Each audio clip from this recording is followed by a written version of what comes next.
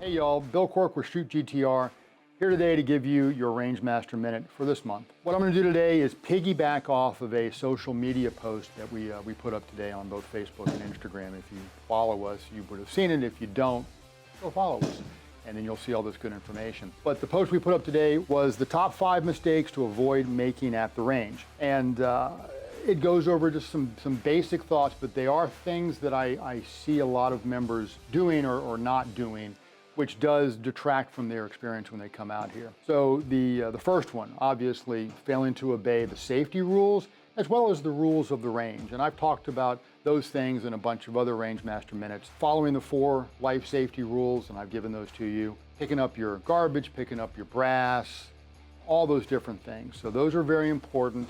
And again, please, please, please follow the rules for your safety and for the enjoyment of you and everybody else. Number 2, and number 3, these are shooting skill types of things.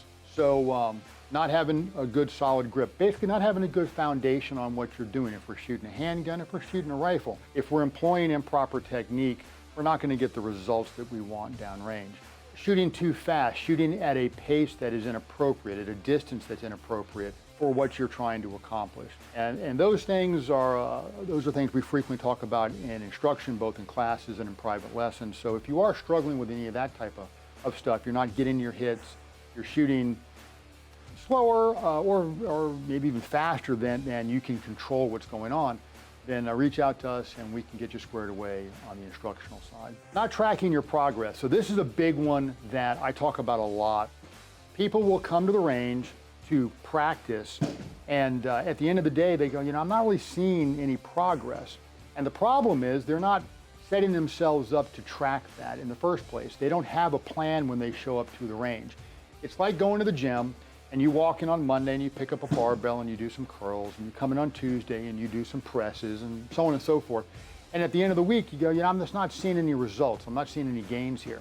Well, of course not, because you're not doing anything consistent and you're not using metrics to track your progress. If you are training, if you are coming out here to practice with a purpose, first of all, it's got to be proper practice. You have to be practicing the right stuff correctly as consistently as you can in order to get that good habit. And I've talked about that in the past.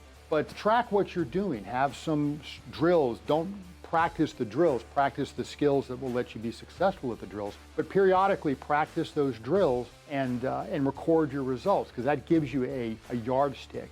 Am I getting better? Am I not getting better? And if you don't have those data points, you're not really going to know. And then the last one is not bringing the correct gear, having incorrect gear for what you're trying to accomplish. And we've spoken in a lot of our videos ad nauseum about holster selection and gun selection and ammunition selection and all those different topics, because they do factor into the overall experience. If you're trying to be very precise, you've got your bolt gun and you're trying to zero for hunting season or for a match or for whatever, and you've got the cheapest ammo you could find, your results are not going to be as good as if you actually got some good match grade ammo, things of that nature.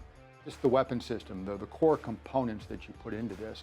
Like baking a cake. If you don't use good components, you're not going to get a good result. Same thing applies to your shooting. Once again, this was one of our social media posts on Facebook and Instagram, so if you're not following us there, please do, because we do put this type of information out on a fairly regular basis, in addition to the videos that we do here as well.